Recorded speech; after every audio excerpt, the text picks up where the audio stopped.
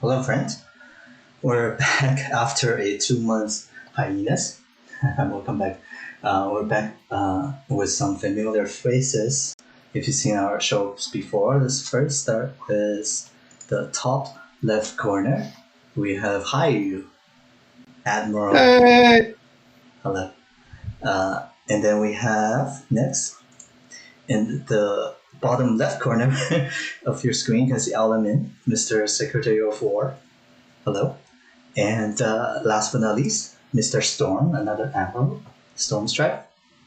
Hello. And I am... Still an Admiral. And as usual, The I last am... Admiral. Yeah, the last. The first and the last. The first and the last, yeah. Let's jump right into it. What in the world is happening to GHA? Let's just jump in there. Who wants to start? Well, this is still called GHA News, right? Yeah. Well, I think it would be just a little bit presumptuous for us to say that GHA is entirely dissolving, but I think we're going to be going through some very, very significant changes right now as several groups, including Reapers, are bidding goodbye and heading off to go in and play the game in some other areas. So, I think we're going to see a very different looking GHA when this week is out. Yeah. Everything's developing so fast. So, Red One, we saw the announcement today. You guys are leaving. So, how about who wants to go next? Storm or Haiyooo? Yeah, Haiyooo. We have made it official today. We had an all hands with the Corp, and we're moving on as well. We're actually gonna take 8MG to Freeport mode and let anybody dock here after the next 24 hours. So pretty exciting, some different things. All right. Last but not least, again, Storm. I just before this meeting, I was reading the announcement from my CEO, Cardinal, that Odin has decided to leave. And I think it's very sad, to be honest. Yeah. I was here from the start. I have been a part of the military build-up and organizing from the beginning, in the background from the start, and then later me and Haiyooo was promoted into admirals at the same time. Yeah. Same day, same minute. And we have been working side by side from that moment on. And Haiyooo had a little break after some dispute with Raw. I wish we could. I'm sorry. I wish we could get Raw back. He was the first. Fortunately, Haiyooo come back to me, and we had a good thing for a very long time. But as every empire that has ever been in the world and in Eve, everything comes to an end. And I fear that this will be the end of the Golden Horde we know today. We are the three last founding corporations that are pulling out of the Golden Horde. So everyone that is left now is new to the Golden Horde. They wasn't there when it was founded. So I think it's weird. I think it's still very fair to say that the people who are left, there are still individuals in corps and quite a few of them that are working to keep the Golden Horde going. What it's going to look like when all that's done is probably very much up in the air right now. But I really want to make a point of calling out to the people who are still trying to create that dream, just because we've each decided that it's better for our own memberships if we go somewhere else. I know Odin was big big fan of, opening that up for a vote and making sure all their members are part of that conversation. I know in Red 1, we started that a little bit more from a leadership side, and then reached out to our members and said, hey, look, here are the options. This is the option that we think is going to be best for us. Give us your feedback. It was very, very heavy support for what we're trying to do. I actually have a little bit less view into how things went in Xanadu, but at the end of the day, as an example, even in the last day here, we've had we had an incident where, whether by mistake or by on purpose, somebody kind of tried to cripple a lot of the bots that work in the Horde server. And just as an example, we may be leaving, but we're still there trying to get those bots back up and running and get that working, so that the people who are staying and want to stay and build GHA into what they vision it being have that opportunity. Like, we really don't want to burn everything down as we leave. We really want to keep that going, because at the end of the day, it's about the players. And if those players are going to enjoy being, staying in GHA, well, then we want them to continue to enjoy that. But we've decided that our membership is better served by going somewhere else. So it's not meant to be a burn everything as we leave kind of scenario, and we want to be really careful to make sure that people understand that. And we say Paladin speaks for himself. Some of us can watch the world burn.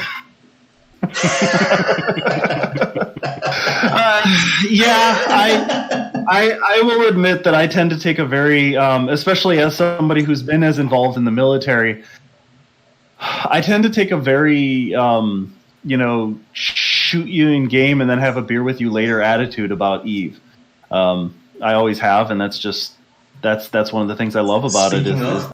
So at the end of the day, we really want to make sure that the players aren't getting run over by the drama, right? As I said earlier, I'll openly admit that I really try to look out for the players, whether they're on my team or not. At the end of the day, they're playing this game with me, and if I'm if we're winning, if we're blowing them up, cool. If they're blowing us up, it's a game. I play this game and fly these ships because I can't do that in real life. So. You have been writing novels, so we'll make sure to include the link to your novels later on. I'm sure you have plenty to write about, right? Or did you already have enough to work with? I've already got 3 stories, plot lined out since from where I'm writing at. But we can definitely talk about that at one point here. Sure. I mean, I've been reaching out. I've been talking with Bo. He's writing something as well. He's writing like a memoir sort of thing to this crazy wreck. Let's go back again to exactly what do you guys think happened? Like, how did we get from here to, again, the last time we did the show was everything was still going fine. We started voting for the EC. That was the last literally the last episode was when EC voting was going on, or when Bo was stepping down.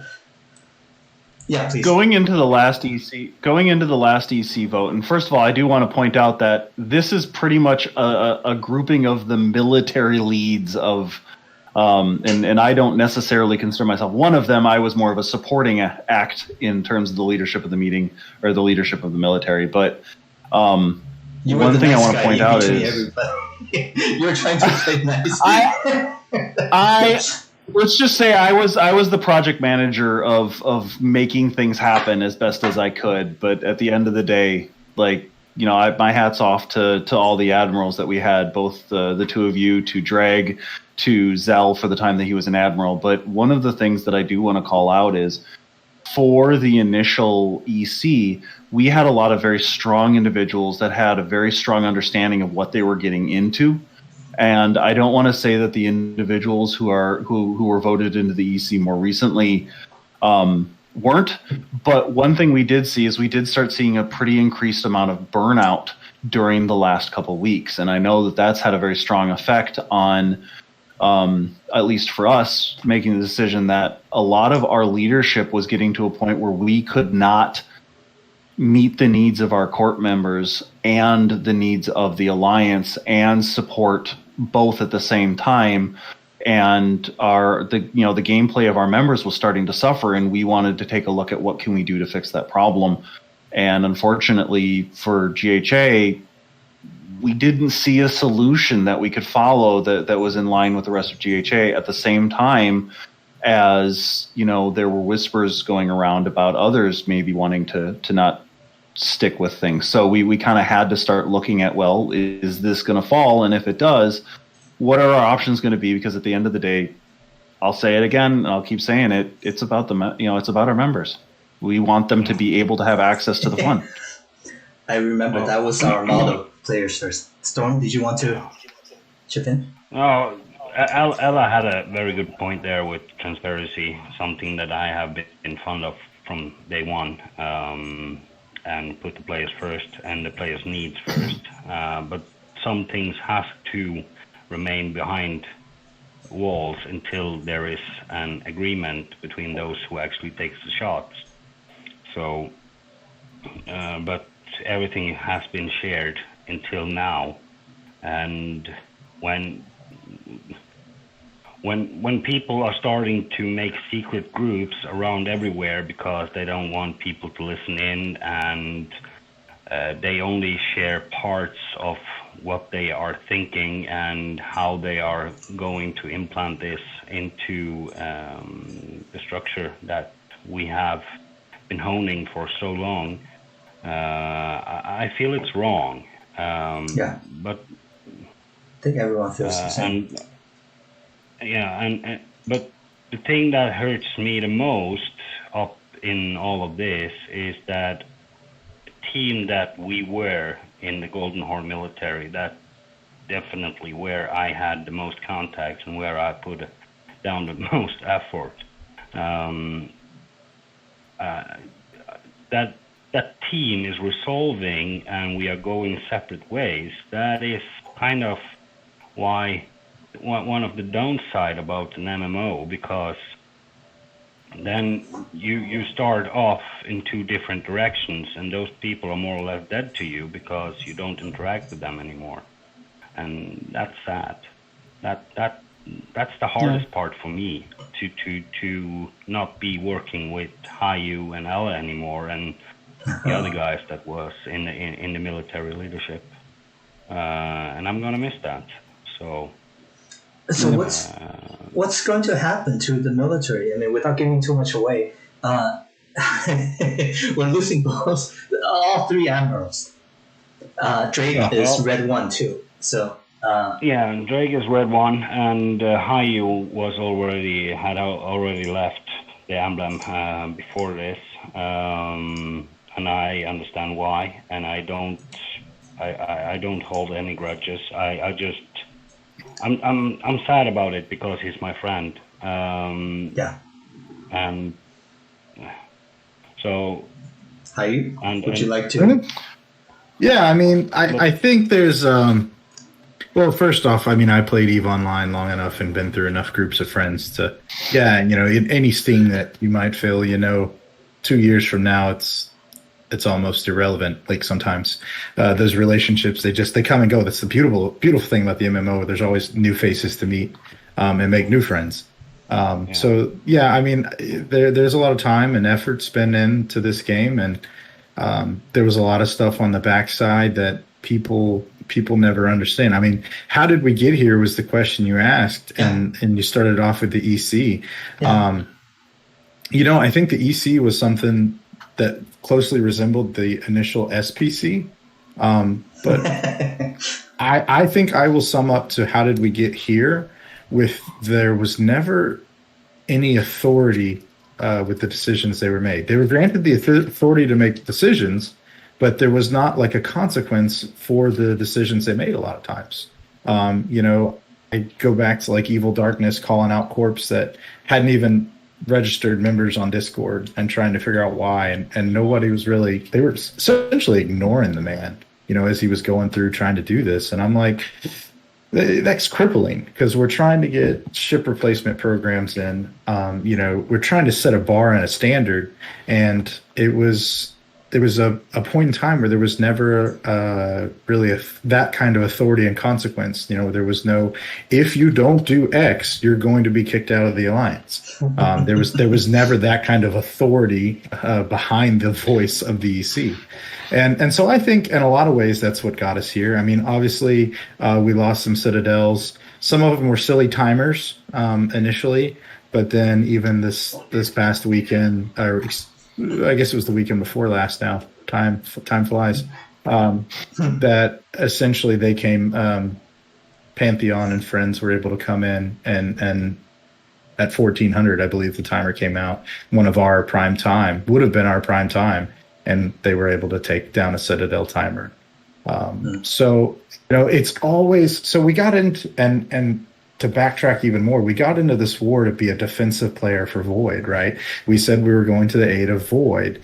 Well, it really morphed where GHA became the forefront of both the attack from the enemy, they put contracts on our head with first MC and then no alliance, Pew, and specifically they made us the front yard, the front line, not by necessarily our choosing, but they knew that if somehow we managed to get all 10,000 players of the Horde to work against them, they were threatened, they were in danger.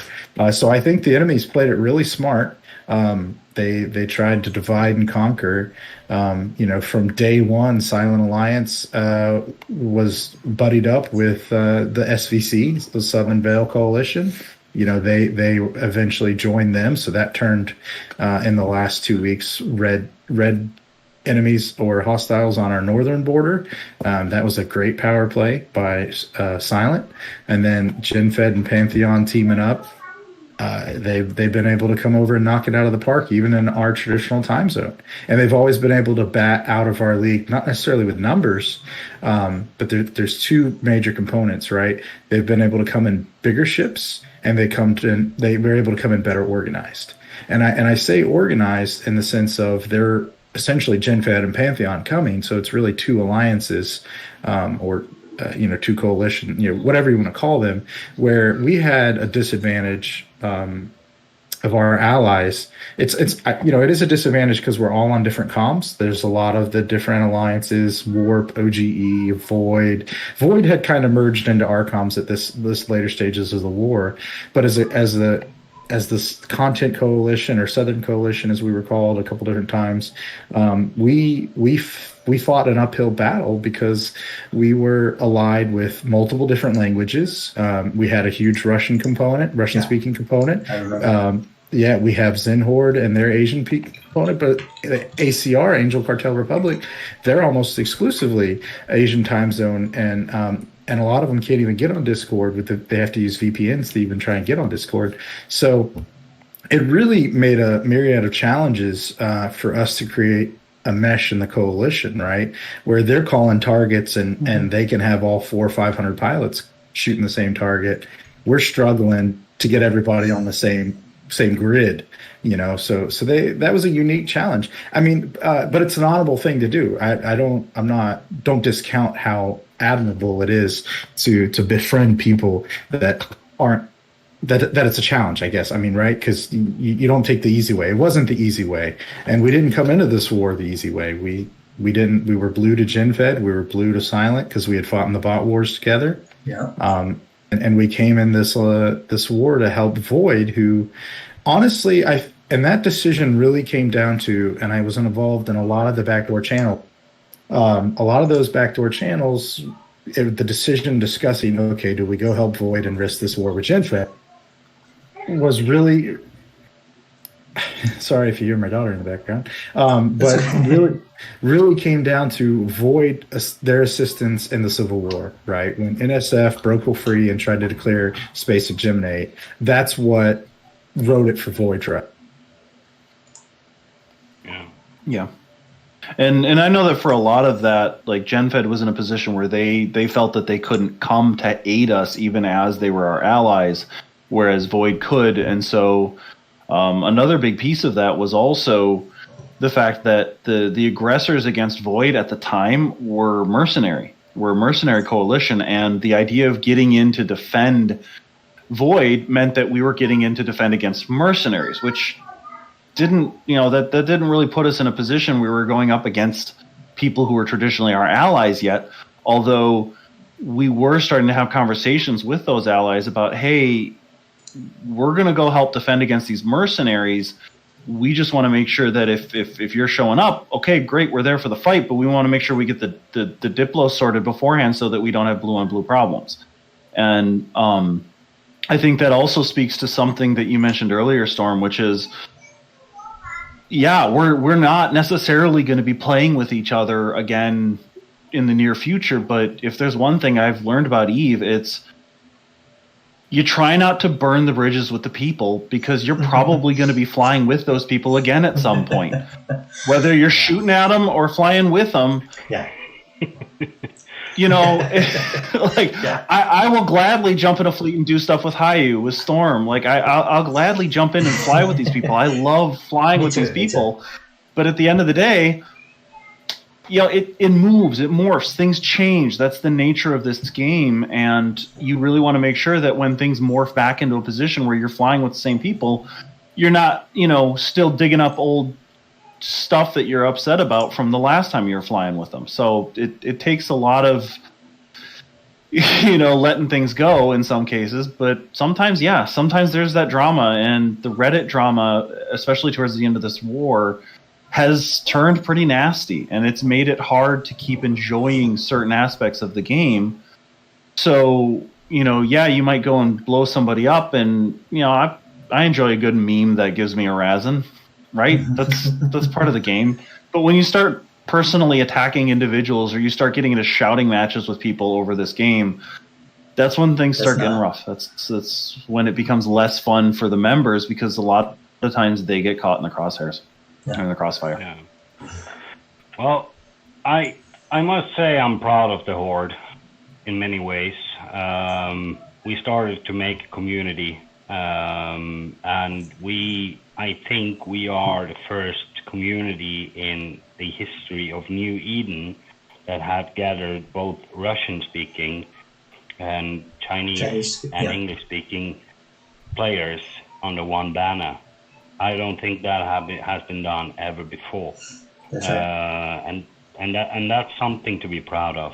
And we made it work. It's not just 3 individual groups that were fighting under the same banner, but we actually fighting together and was having operations together. And that's something to be proud of.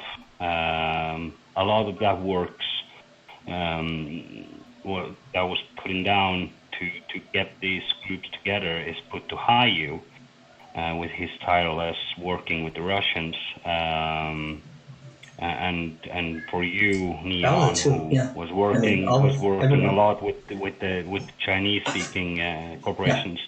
So I'm grateful for writing that history and proving that this is possible.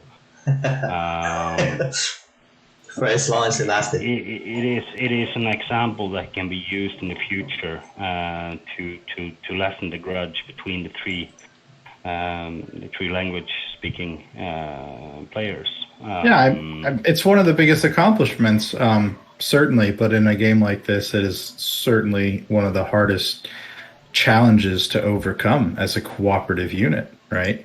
Yeah. Different languages, culture. I mean, One of the things that I very much enjoyed about that, like one of the things I can actually say, hey, look, I did actually contribute, was during the time that we were trying to work through a lot of that difficulty. I can remember a lot of very odd hour calls and chats when I was working to get people set up with translation systems. We set up a translation bot in our servers.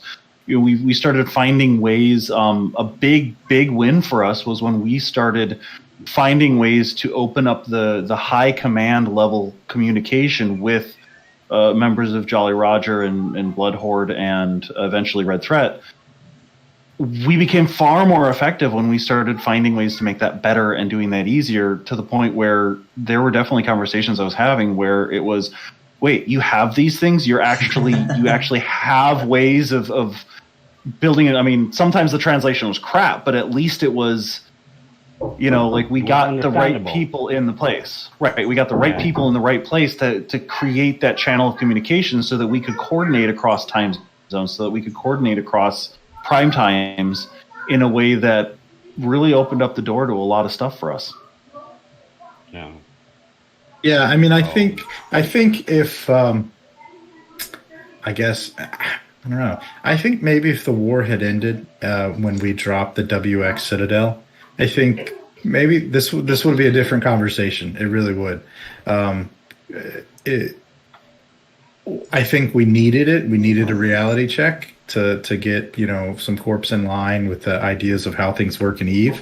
But at the same time, really have grown, had grown, if you will say, as an alliance. Our military was, I don't know how many factors of 10 were we over, leaps and bounds over December, right, when we could barely muster a 50-man fleet. We certainly came a long way. Yeah. I am still stuck in the stage where you guys were talking with Raw and Avalia in the first group of FCs that we had, the leaders that we had. And I'm sure they're still around. Maybe not in the game, but they may still be watching. What? They certainly didn't exist. Or are they? They're not around anymore, right? Well, I'm Rand, who was in the chat, the video chat I did with you and Avalia. Randall Thorn. Yeah. Randall Thor. That name, it always trips me up. But he's actually messaging me just now. He's a part of SVC, the Southern Vale Coalition. Okay. And so he's on one of the mutual servers that we're on together, and he just was talking about how, well, I'll never forget you, Haiyooo, even though you're leaving the area. You showed me fleets can be fun, and I'll always live by that. So I sent him an appropriate meme of "Let the good times roll." Well, That's what it's like about. Fun. Yes. Sorry, Ella. Yeah, and I know with, like, especially with the two that you introduced there to the conversation, like, I don't think we've really had a lot of conversations with them since the short but brief Civil War. Were they? Yeah. And can you get into, because you were very much involved, right? I was more involved from the level of just communication aspects, but it's another situation where there was a lot of drama, there was a lot of hard feelings, and in some cases, some people are still pretty frustrated and pissed off about what happened during that time. It's like, it's not a matter of Can I be direct and say that maybe they had a point? That maybe if they had their way, maybe GHA wouldn't end up like this. would have. I don't know about that. We can never know that, but right, the way exactly, that we evolved after they left was to these new heights that's right, made things possible for us. Yeah. And if they have stayed, I don't think we would have taken those steps. That's right. I think that's a true way of putting it. Yeah, I mean, it goes back to the reality check thing, right? We said that that was a reality check, a gut check for the Horde. The leadership model was a gut check for the Horde, and here we are at reality check numero whatever. I've lost count. Too many. Yes. I was having the conversation the other day, and I said, how many times have we sit here and said, I'm going to give the Horde one more week to see if it can survive? Because it seems like sometimes we get to points where, like, I'm not sure what's going to happen next week. Yeah, I think from a military standpoint. Just with that said, I see that the clock is running away from me. I really need some sleep before the meeting. So if you don't mind, I just round up my part now. Haiyooo, it has been an honor to fly with you, to lead with you, to be with you, to befriend you. Ella, same to you. And I'm really gonna miss you guys.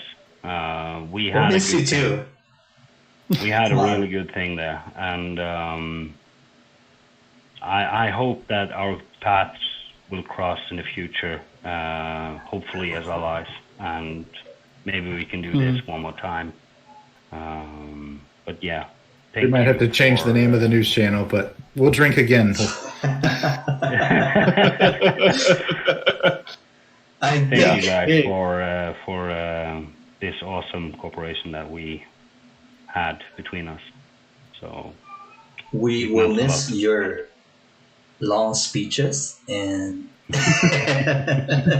and just your effort. You've been here since day one, and yeah, like I don't know if everybody realizes, but this like the three of us plus a few more.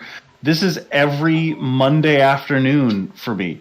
Like we were in a, like, I know it was evening for you, Storm, but every Monday afternoon was a call with the high-ranking military, and we'd be talking through these things, and like this group that you're talking to right now, Neon, we were on the phone every Monday, and at one point every Monday and every Thursday, talking about how we could create the content for our membership and how we could survive and what we needed to do and how we needed to do it. One of the things that I think made this so successful were the people that we got to work with. But at the same time was also the fact that the military, no matter what was happening in the drama, no matter what was happening with, the CEO Council or SVC or whatever, you guys were there. Like I cannot tell you how many times we'd have something going on and one corp was like in a big fluster, and we're talking to, the leading military commander of that corp, and we're going, we're in the middle of having a planning session. Well, do we need to worry about that? No, we don't need to worry about that. That'll get resolved. Let's keep focusing on this. There were times when we were already, two operations ahead in our conversation, before we even found out that this group was looking to leave or something. And I mean, I think that's a testament to what we created as a military group of, let's go out, have fun together. Let's create a system that works, and let's not worry about the bullshit. Let's just get out there and play. So thank you for that. And to Storm. Thank you Get for some staying sleep on outside, brother. Yeah. Get some sleep. Thank you guys, and thanks again for this awesome opportunity to get to know you guys. We're Have a gonna nice evening. try to do more. Feel free to come back because I feel like it's All right. it's a never-ending See you cycle. Take care, buddy. yeah, Take care. Good night. thanks. Okay, well, All right. we have much more to discuss. If time allows. Okay, I will go on as long as you guys will. I know Haiyooo has family, and both of you have. We all have families to worry about. So no other way. Is this a good time to introduce your video, Haiyooo? Oh, sure. So What did you want to I share guess- with us? let's talk about Haiyooo Vid. Okay. Alter ego here. So I want to backtrack the story a little bit because we talked about we dropped a Citadel, NWX, and Zell and Drag came to me with this proposal, and they wanted me on board, and I was adamantly against it. I said, no, I don't. We're defensive. I really don't want to place this Citadel in Gen Fed space. And they're like, no, man, it's just for content. It's just for content. Let me stand up for a moment and say, no. That was more of what you want to do. What in the how now? Like that was a little bit more forceful, but yeah, to place a we Citadel were in definitely Gen Fed talking space. about it. Yeah, I mean, It was definitely an overextension. So, I remember. I was part of those. What was Go the ahead. reason behind it? To Well, just they wanted, but yeah. So the flex whole our muscle, idea, or what was it? there was a push. First of all, Shaq. Shack attack? Yes. Oh, Shadow. I was just say Shack Attack. That was a big one of the things that we've always been a big fan of in Reapers is going out there and what's the thing they don't expect us to do? What's the thing that we can try and pull off? And that led to placing Enreal. That led to placing a couple other deep secret outposts. Just to see if we could do it, and eventually we all kind of got caught up, and I think Drake got caught up in that and said, well, GenFed keeps saying somebody should try and place a Citadel. Maybe we should try and place a Citadel, and of course the rest of us thought that was, if somebody has a Citadel to spare that they don't care about placing, that's probably going to get blown up. Sure, let's go do that. And when he says the rest of us, not Haiyooo. Haiyooo's not on not Haiyooo. By the way, was this last time I talked to GenFed? Kanowski was February 2nd. Was this before or after that? This was after that. After. Later than February. February? Okay. Yeah, this was after. Okay. I think so anyway, so the story of that is we dropped the WX Citadel. It goes off without a hitch. Of course, it keeps getting reinforced, right? Because it's right next to the back. It's in the back door of GenFed, so they keep reinforcing it.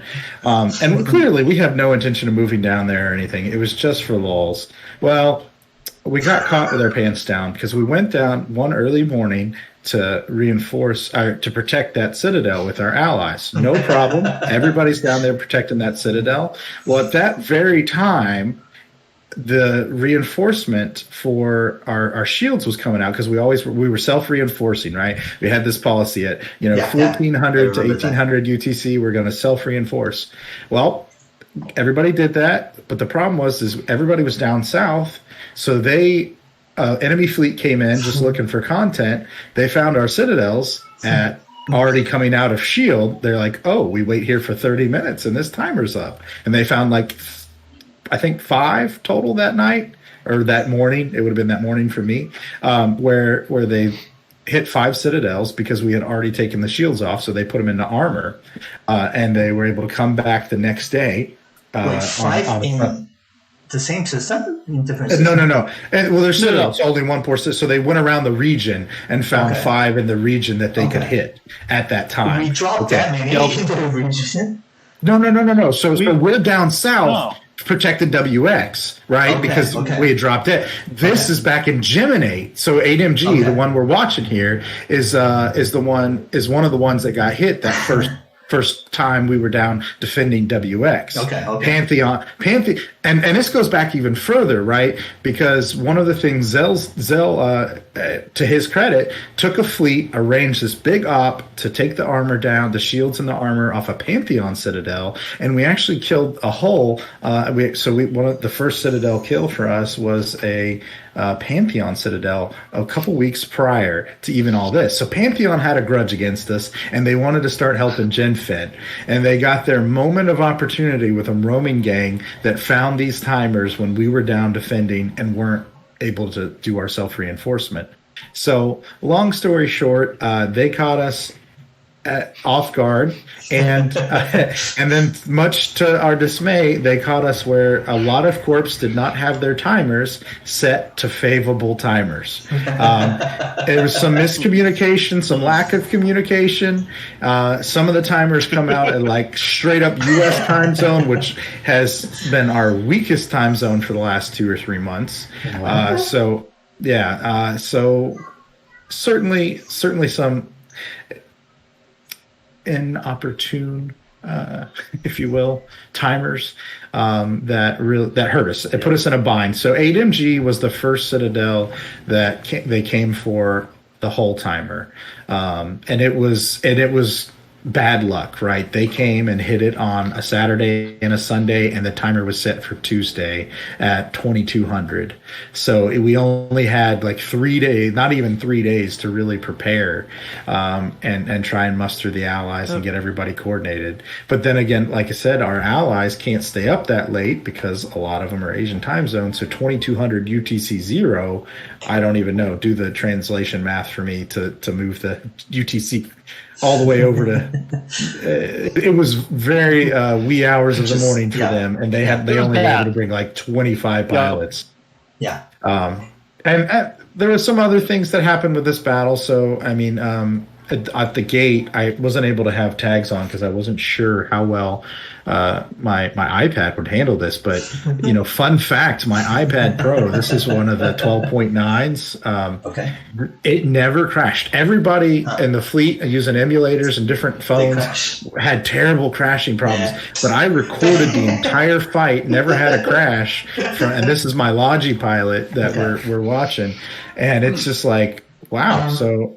Fun fact on that. Are we watching yet? Are you gonna show us? Yeah, so the jump in, you really don't see what's going on in the original jump in because I have the tags turned off. But you can kind of see here where we've come to the station. The timer, we fought on the gate as long as we could. I tried to keep them on the gate, and the timer expired, and they were able to get out of bubbles and get to the station. So here we are. This is where the sniper. Go ahead. I was just gonna say, if you're playing something, we can't see it yet. You can't see the stream on Haiyooo vid. I can see it. Did you click watch stream on Haiyooo vid? Maybe you have to click that. Yeah. Oh, I can see it now. Okay, I'm sorry, I'm being silly. No Me worries. too. I just figured it out too. So we are watching it together now. So I was talking the whole time and watching it. I saw Kylo Ren. Kylo Ren was one of our friends from uni. Where is he now? He's still trolling everyone. He's still playing Fountain. Yeah, he went to Pantheon, and he was actually in the fleet that originally found this timer. He's got a special plate in his heart for Xanadu because he actually came from Xanadu. He was a Xan member that went to uni. So he has a special love for us, I would say. Hi, Kylo. And he's a very good singer. He likes to sing. What? On calm. Yeah, I'll have to get a recording someday. Get a refill. You guys keep. Right. So essentially, now that you can see the thing I was talking about this whole time, didn't know you weren't watching. What has happened is we've retreated. I say retreated, pulled back to the station because they're on station grid, and we're in our little sniper bubble over here, picking off essentially anybody that fell outside of their bubble. And they got smart. They got good, as they would say, and would actually use tanky battleships pre-locked by their logi to poke their head outside the bubble and distract us, get our attention away from other people.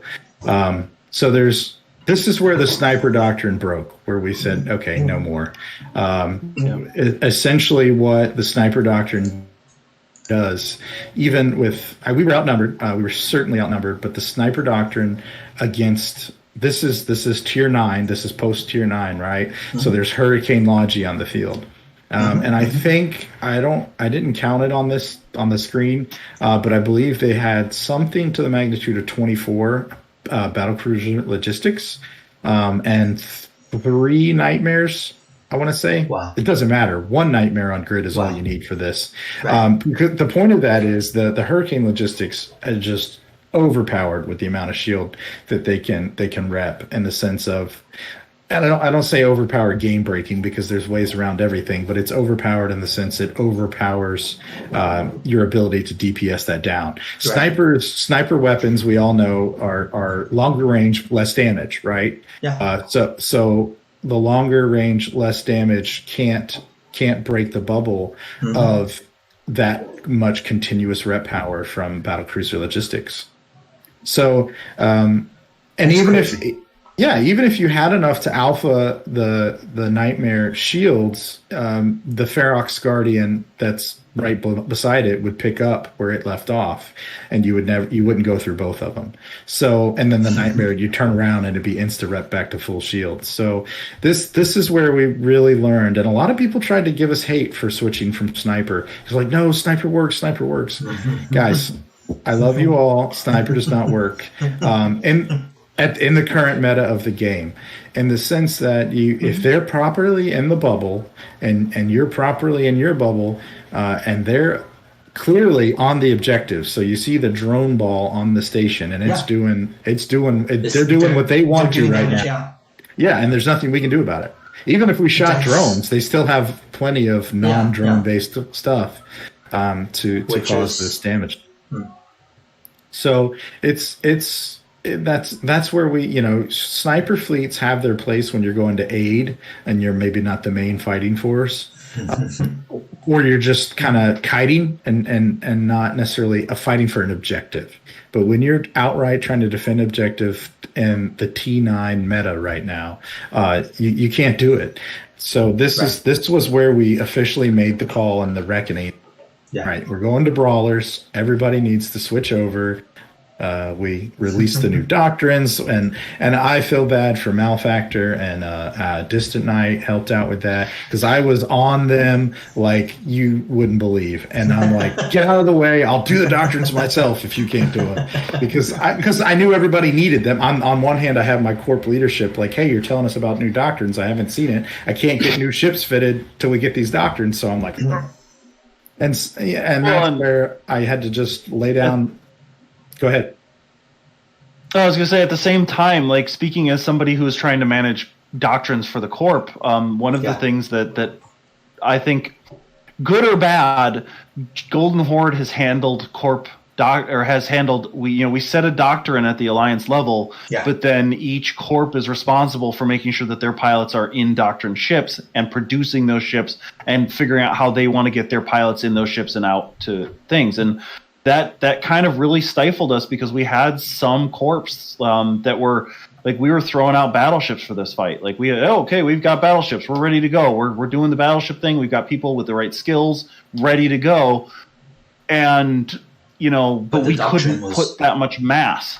And that was, even right after this, it was, I think we went from having a sniper fit fleet to a full doctrine switch. Like, we must have built, I don't know how many turkeys and how many, gosh, I don't even remember what it was, but we literally revamped our entire SRP and doctrines, got new ships out to the members. Like, we did this in a matter of days, a couple days. And we were sitting here going, I don't know how we did this, but look, we've got the ships. They're out there. People are using them.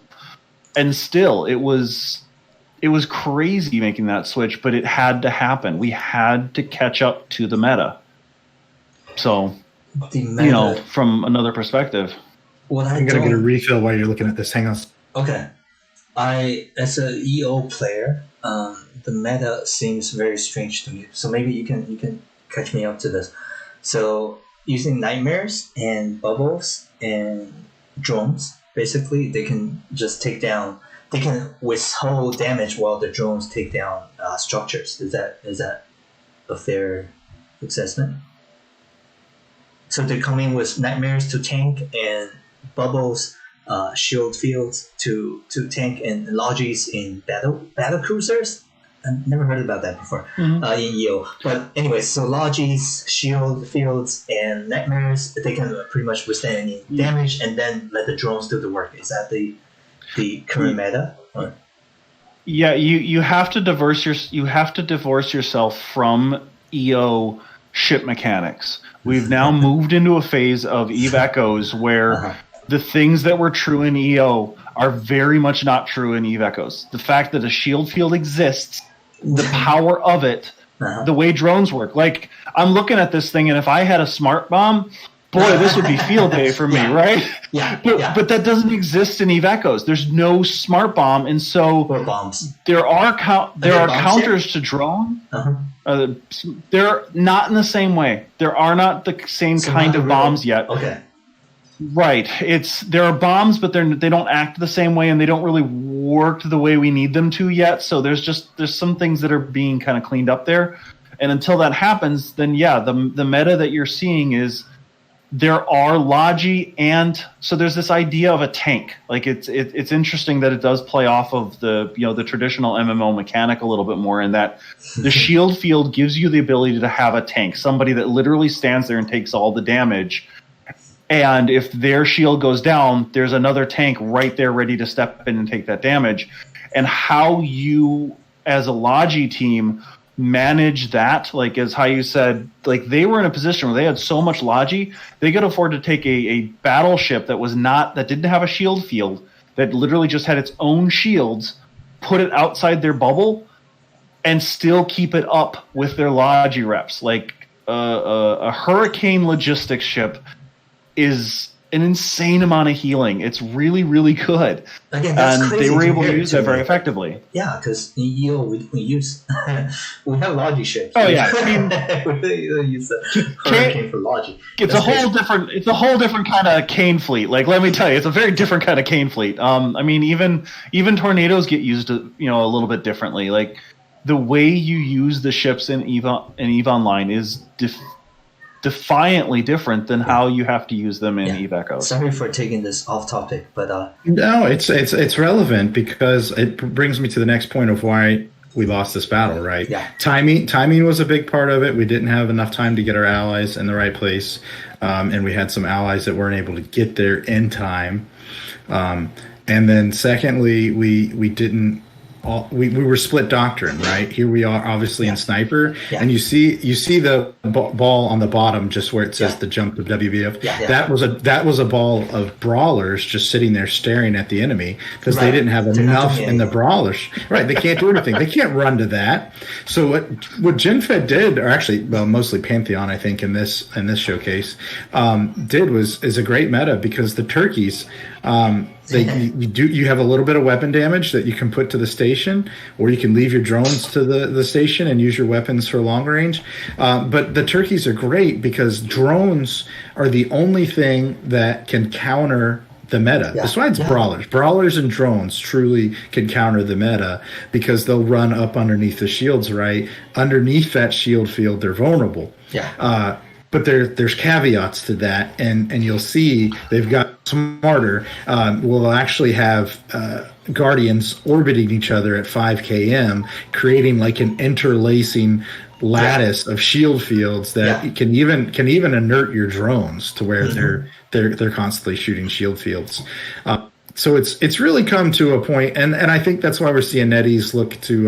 We're going to see some major revamps to the art. Hopefully, they said the end of this month, I think, right? Or end of April.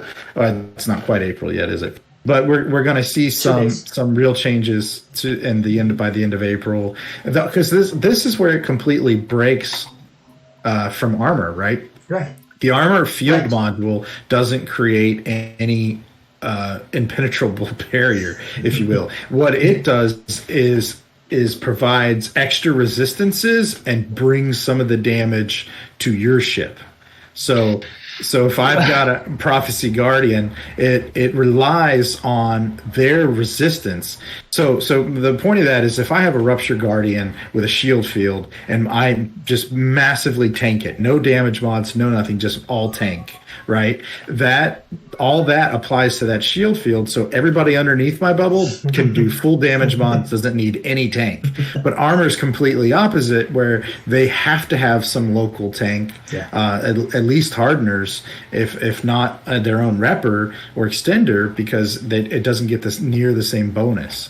So armor shield fields are almost inert right now. They're just stupid. Nobody even uses them. The only reason they use them is if they have so many people and guardians. Hey, bring some armor so it takes them a little bit longer to kill us. We tank a little bit harder. Yeah, they're great for memes about throwing things away in the trash. I've seen them used there all the time. Prophecy Guardians are like hood ornaments. I mean, I don't. Yeah. So, by the way, for those out there that are wondering what the heck a turkey is, it's a prophecy. They kind of look like a baked turkey with a beak. Yes. And I get credit for that was their doctor name. Oh yeah. It was the turkey doctor. I think they were going to be turkeys. They were going to be turkeys one way or the other. Yeah. But that's also there's also a really. They're a great riding ship. They're a great all-around ship, but what Haiyooo said, like, even as we were here in this fleet, because this was actually one of the flights that this fell at a time that I was able to get to. One of the things that was happening is even as we were in these fleets, we were looking at and watching this happen and very much aware of the situation. But I also noticed that everybody's still there. Right, we came to the fight. We knew what was by this point in the fight, we knew what was happening, and we were trying to see if we could just do as much damage as we could. And even at the end of the day, the numbers didn't stack up. You go back 2 weeks, 2 weeks before this, to the fight at ZID or ZID or ZID.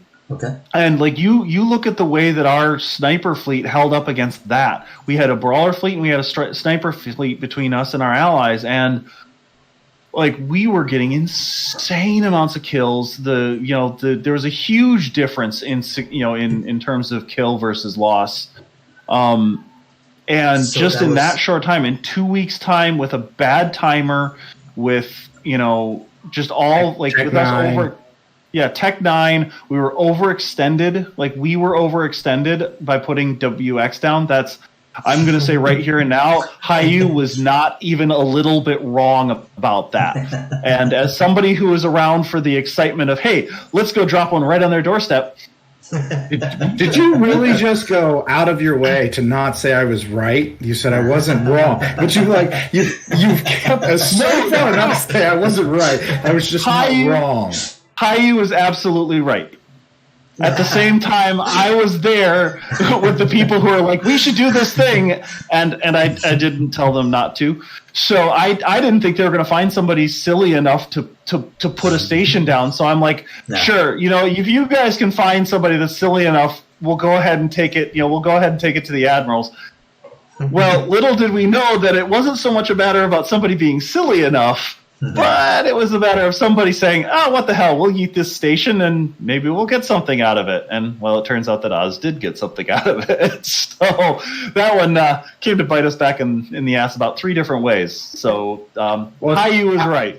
But now that you brought this up, I want to talk about, hey, that's a sexy kill now. Let's look at that one. Because I know Tahini and his group I don't know if they're going to get this far into a video. But anyways. Let's I want to make a public apology to my dear friends at Oz. And they deserve it, right? Let's see if I can pull up the video here. Here we go. This is the LJ fight. Okay. So LJ again, some bad stuff happened with timing, and this is where I owe them an apology. I kind of took over this fleet after our initial fleet had got wiped and reformed, and we're trying to come back because we still had a bunch of allies on grid. Clearly, as seen here, a lot of hostiles on grid. Yeah. Blocking the thing there. 56 cruisers, 44 battles. That's a lot. And so I just have to say, I'm sorry. I owe Oz an apology for that, because shortly after this station is a lost cause, I call it. I say we're getting off the battlefield with as many allies as we can. Our allies just started burning home, and I kind of just followed them towards their home. And somebody tried to get my attention, and I didn't catch on to it, that there was another timer coming out in about, I think it was about 32 minutes from the point where I called to let's get off the field. Let's get as many ships off the field as we can. Hindsight, if we would have stood our ground, we could have saved their citadel. It literally, and this, you can't make this crap up, one Raven that was in P7 or somewhere or had logged off, came from a different direction because we had dictors the whole way to slow down their fleet, but a Raven had either logged off, like I say, at the station, or had come from a different direction. Anyways, a solo red Raven got to that station with a timer less than 40 seconds. What? And he was able to fire on the station to keep their station from repairing until this fleet here that you saw, the 500 or whatever, could get there to reinforce him. That's so crazy. I made a bad call. We could have defended their station, maybe kept that Raven off of it for 40 seconds, and we would have saved their station. Yeah. That's That crazy. hindsight kicks you in the butt, doesn't it? It does, and I raced to get over there and called every dictator to get over there as quick as I could, but to no avail. Once I realized the mistake I had made, we tried to get over there, but there was just not happening. Was that during the weekend where? Sorry, was that during the weekend where we had like 3 timers in succession, and like Shaq was running like a madman across all of Cache?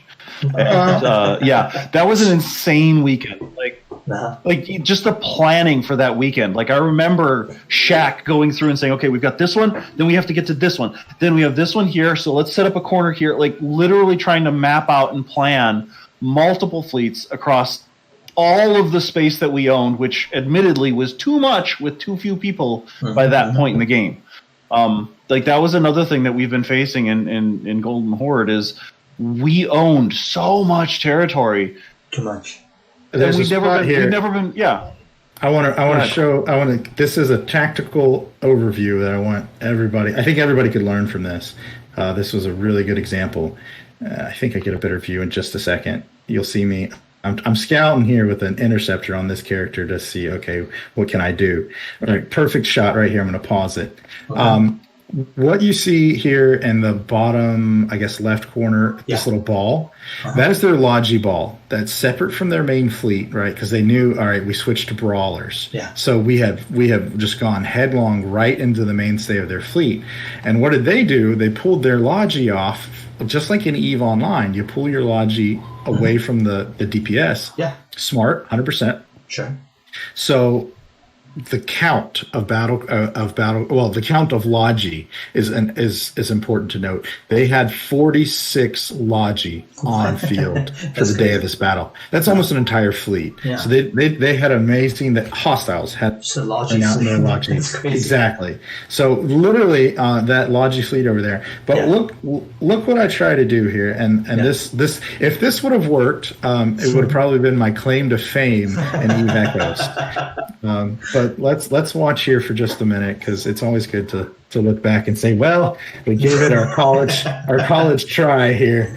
So let's see if I can fast forward. I don't want to bore anybody, but we came up and I said, well, let me go get a warp in for you guys. So I burned here in my interceptor.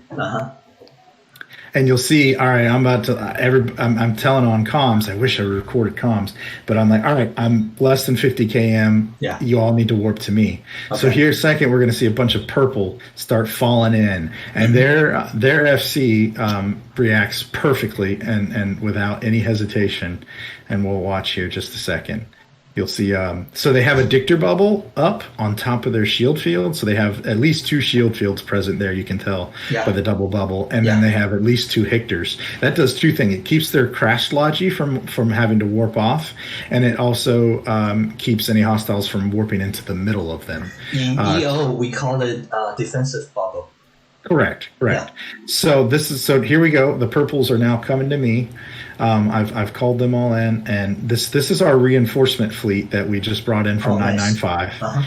So I said, all right, we're going to do the best we can. Right? Yeah. So we're going to do the best work we can do here. Yeah. Some of them got stopped short somehow. How? I don't know I don't even know. I don't even know what happened there. Okay.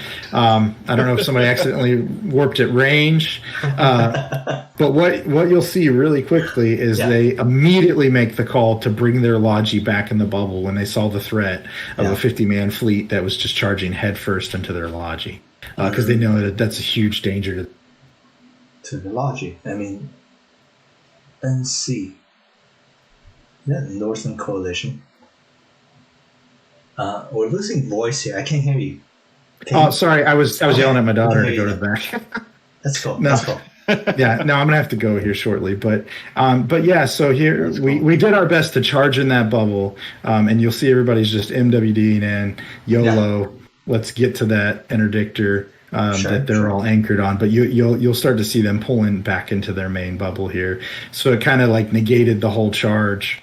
And for some reason, like I said, that there was a group that landed 50 off, and then there was a group that landed like 80 off, and I have no idea what happened there. It's rather unfortunate.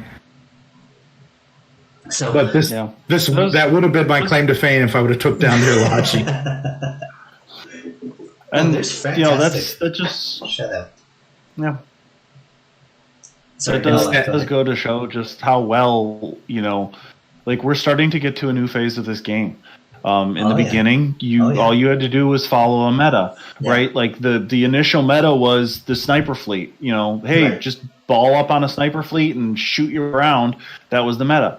Then we got into a phase where the sniper fleet was still generally viable if you could keep pushing. If you had about even numbers and you could keep pushing your enemy off the target. Mm-hmm. And then that stopped being viable when 2 things happened. One, we hit tier 9 and we started seeing the level of Logi show up, and people were able to actually afford to bring multiple nightmares on field. Mm-hmm.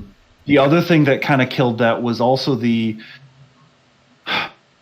this sort of thing that you're seeing here, this idea that we can start to separate our fleet, we can start to act independently depending on if we're Logi or not, and that's a much more EO style of approach to combat, and we're starting to see the game get to a point where people are starting to do that more often. And we weren't in a place to either have the coordination. We didn't have the coordination when we needed to. We didn't have the doctrines when we needed to. And that's on us as leadership to say, hey, we got to get that out. We got to get there faster. We got to respond faster. Because even as Haiyooo is sitting here looking at it, saying, hey, look, let's pick this apart. Let's look at what happened. Like, we're in a position now because we're leaving to look back and say, hey, look at these fights. Look at what we've done and the things that happened, and look at this great job that an FC is doing to try and counter this, and how they failed and how they succeeded. At the end of the day, the biggest thing that impacted us during this weekend of fights was just that we had to do them. we had a smear of fights, and it was incredibly exhausting to go through fight after fight after fight, knowing that we were not going to have the people we needed against a time zone that was not a good time zone for us, and realizing after the fact that for all the effort we had made for self-reinforcement, for all the effort we had made at getting our doctrines, at doing all the things we had done, nobody had gone out a week before or a couple weeks before when the war started to shift, when we lost our prevalence of time zone, because in the previous war our allies were all US time zone or EU time zone. Nobody went and told everybody and made sure that they changed their reinforcement timers. And that absolutely kicked us in the pants, because that led to these fights, which led to a general level of burnout and exhaustion. Even if somebody's willing, we've all got lives. This is a game that, I think even more than EVE Online, a lot of people playing this game have less time to give. It's hey, this is a phone game. Right. Excuse me. Like, I know that I play this and not EVE Online now because this takes less of my time. Right. Now, granted, I also have to Discord warrior a little bit more than I get to play these days, but yeah. Right. There's a lot of things that we can look at and say these are the things that led to the general level of exhaustion that we're facing. But at the same time, having that many citadels that had to be defended, and I'm gonna throw my hat off to Shaq here. One second. Shaq. I wish we had interviewed Shaq. I think we'll try to talk to him as well. You guys are both welcome to come back and just chat. We're coming up to the end here. We're way past the hour mark. But please finish your thoughts, and then we'll move on to the finishing thoughts. Fair enough. No, I was just going to say my hats are off to Shaq and Drag and Haiyooo and Storm and ZX Menev, who's another one of our FCs, Polobot. We've had a lot of FCs, and we were able to survive and do what we did for so long because we had great FCs and we had so many of them. Sure. We were very blessed in Reapers to have so many strong FCs just in our corp, but it also meant that when it came time for this weekend, that's what Reapers was doing. All of our leadership, all of our fleet management and fleet coordination was working on how do we try to coordinate across this whole space to defend as many of these as we can. How do we do that? And that was a big point at which we realized we had absolutely, put ourselves in a bad spot. So, and by that sentiment, we go back to your original question, how did we get here? I think it's fair to circle back and close out with that. Yes. Is how did we get here? We got here because we came to put this together where everybody could have a voice and everybody could kind of have the same rights and responsibilities as everybody else. But the sad truth of EVE Online is a group that of 100 men is not the same as a group of 10,000 men. And what that entails is if every 40-man corp puts down a citadel, they have no way to defend that. So this comes back to why did we fail? I think it really comes down to not having that authoritative position to tell someone no, right? To say, hey, no, this is what we're going to do. We're going to limit our exposure. And part of it is it was a new game. Nobody knew how SOD was going to turn out. And I don't think anybody really predicted that we would become the prime target for the entire hostile coalition either. Well, or the fact that Pantheon would grow in size quite as fast as they did. They picked up several more alliances, entire alliances, as this war shifted. Well, to the right. point where, you know... True Beast said it best on his podcast, where the best way to defeat an enemy, or the best victory, is to have them turn around and join you after you've defeated them. I was listening to True Beast. He's the leader of Silent Alliance underneath Mr. Pay to Win. Okay. So I Echoes of the New Eden, one of the podcasts I was listening to this morning, and he said that. But it's a very good form. It's a very good truth, right? So and Ella's right. They certainly picked up a huge group of corps from Fountain, Cloud Ring. That whole East versus West really came into existence. Right. And so they were able to bring the numbers when they were fighting amongst themselves a little bit. It turned around and they all came over here. And, there's something to be said that a lot of groups like that grow that big, that fast, can unite under a banner for war. But oftentimes you'll see them kind of like the Vikings go back to their clans after the big battles and attacks are over. So it'll be interesting to be seen. I think Nullsec, I think it's very fair to say Nullsec will not look the way it looks right now tomorrow, because we know a lot of corps are leaving the Golden Horde. And Nullsec certainly won't look the same way in 12 months from now. And that's the beauty of it. The meta's changing. NetEase is constantly changing the game, and as we tech level up, things change. So it's important, I think, to say that the experiment of democracy in EVE and New Eden has continued to fail, and I'm not pointing at any one person. I've been a vocal critic of it because I've said, look, I played EVE Online since 2003, guys. I've never seen it work, but if that's what y'all want to do, have fun.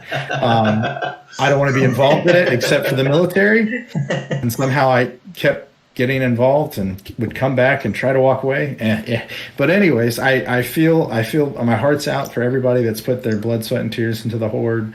You guys tried to do something that's never been done, and still to this day hasn't survived. I would dare to say the Horde was probably the longest democracy I've ever seen survive in Nullsec. Probably. And that partly comes from this is just that new of a game, right?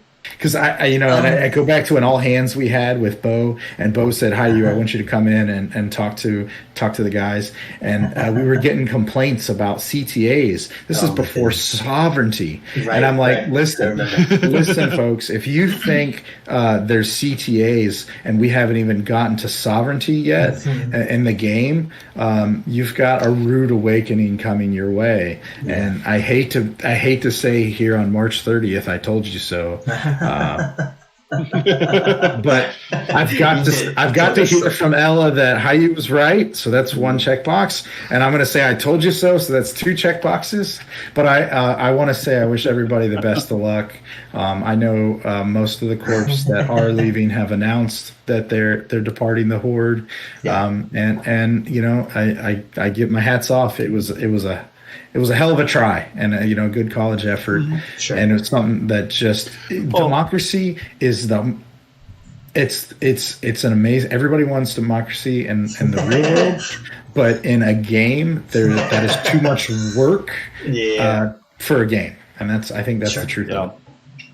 Yeah, there was just way too much work for a lot of people, and even with all the officers that were constantly rotating through, it was just. Yeah. So I think also the people, Like that's what I'll miss is a lot of the people that we got to work with. But at the same time, I am sure I will get to work with a lot of them again. And that's cool. I'm looking forward to working with people again. I'm looking forward to people who were my enemies a little bit ago, not necessarily being my enemies again. And so, the flavor of our conversations can be a little bit strained, that's one of the things. By the way, I want to do a shout out. Echoes of New Eden is the podcast by Rambo. Yes. And one of the things that I love about what he does is I feel like he's really good at staying neutral, at really focusing on his guest, on what they're trying to say, and having those conversations with them without really injecting his point of view. And like, I think that's really cool. I like seeing how he does that. So I also agree. We've already arranged a show probably tomorrow, recorded. So join us too if you want to talk more. I wanted to give a shout out to all the FCs, honestly, that's worked under Ella, me, Drake, that have worked under the GHM, Golden Horde Military, for those unaware. There's been a lot of hours and a lot of time from these. Ultimately, in EVE Online, your FCs are your content creators. We're used to content creators being YouTube people in this day and age. No. But in the EVE Online, the people that create content... are the fleet commanders that take these fleets. So big shout out to those guys. And there's nothing more satisfying to me in playing this game. We talk about the friends that we've made and all this, but honest and truth from the heart, that the thing that means the most and why I keep doing this is the new FCs that come up and they tell you, man, I got into this. I got hooked on PvP because of one of your fleets. And when they come up and through the ranks that way, Shaq was, my God. Shaq came from nothing. Care Bear, total Care Bear. So I'm pretty sure he brought a retriever to the first fleet. Before this game, I don't think Shaq, but early Reaper history, Shaq was out there actively taking members and running bomber fleets running fleets from almost day one. And he was always like, hey, I love what I'm doing. And it actually took a lot of convincing to get him, hey, you really need to go spend time with these people in the Alliance. I really want them to see how you run a fleet. I really want them to get to run fleets with you. But yeah, before Eve Echoes, he was probably not that into PvP, but I was the same way. I didn't enjoy PvP until EVE Online, and I was sitting in a wormhole corp. Nobody knew I was there, and I could pounce. No local, you're at my whim. Talking about that, yeah. So, it's getting to watch a lot of these FCs go from, I think I might want to do this, to being some of the lead FCs of this alliance has been an absolute wonder to be part of. Yeah, so on that shout out, let's keep the names coming because I feel like they deserve it. Kiss This has been a rising star. We had Boris from Odin. We had Captain Pang. What's his Captain Pang? I listen. I can't say enough about Blood Horde, and we have to talk about Zakat, which Zakat. My God, Zakat. Which I guess translates to dusk in English. Like dusk. You have dusk and dawn. It's like dusk. It's almost before night, right? Ella and I did we did an episode with those guys, Zakat and the Russian. He is. Yeah, it was a great episode too. They were amazing. Total wolf when it comes to combat. He is the pinnacle of Putin riding on a bear. That meme that used to go around every time I talk to Zakat. I said, "This is what I picture when I talk to you. It's just you running around some Siberian peninsula on a bear." But yeah, he's the man, and a lot of that group, they really did a great job. So Polobot, I love you, man. All you guys that came I command and through the ranks, even the little FCs. Appreciate all of you guys and the time you put in this. Keep making content for your members because that's what EVE is about. You can only do so many anomalies together before you have to get a taste for PvP. I'm trying to make this bigger. I can't. The last shout out from me is, again, a lot of our designers, we used to have a marketing team that's no longer with us. But before they left, they created a lot of amazing stuff for us, including like the core infograph, the like all the stuff you find on goldenhorsegears.com. It's gonna be closing down soon, but if you want to remember part of the Golden Horse, like the shirts that Mr. Ella Myn is wearing, you can see it's here too. So check out ghgears.com before it closes down. That's all I gotta say. We spend a lot of time into this. As you can see, we have so many products, so many variations. We did put a lot of time into this, and it's sad that everybody has left the game. Literally, like we have like at least 10 people working on these stuff. Yeah, a lot of them have, but some of them haven't. Some of them have also decided that they'd rather go and just do high-sec content. Like I know the individual who designed this logo, he's still playing. He just really wanted to kind of go do high-sec content and not really be involved in that. I miss him. Like he's still, he's actually right now he's actually working on a cover for one of my next books. Or one of my next stories. Nice. So like. He's still out there doing stuff. There's still a lot of people out there doing stuff. They just show people your shirt. It's awesome. All designed by Corwin himself, and it looks awesome. Like it's one of the best designs I've seen. Let me just show you we definitely benefit from that. Oh yeah, look at like and you can also see you can also see his work in like he's done every cover for me so far for the stories, and they've been just fantastic and wonderful. But yeah, shout out to him, Red One Corwin. We miss you, and all the designers we have. Odin Matara, he was also a main force. She was. She's so many of our logos came from Matara, and I was so sad when she kind of stepped away from things because I had to start using Photoshop to try and she made these things, maybe I could put those together with those things and we can keep this going. But yeah, I remember Golden Horde Military, all of the insignias, ranking, the logos. Anywho, again, we're gonna be talking to Zhao and among others in Echoes of New Eden, Mr. Rambo, tomorrow. Feel free to join us again. Yeah. Again, thank you guys for sticking with us for an hour and a half. The longest. Yeah, thank you for having us. Thank you guys. We'll be talking more in the future. Hey, sounds good. Shout out to everybody. Love you all. Have a good night. Good night. Good night. Thank you.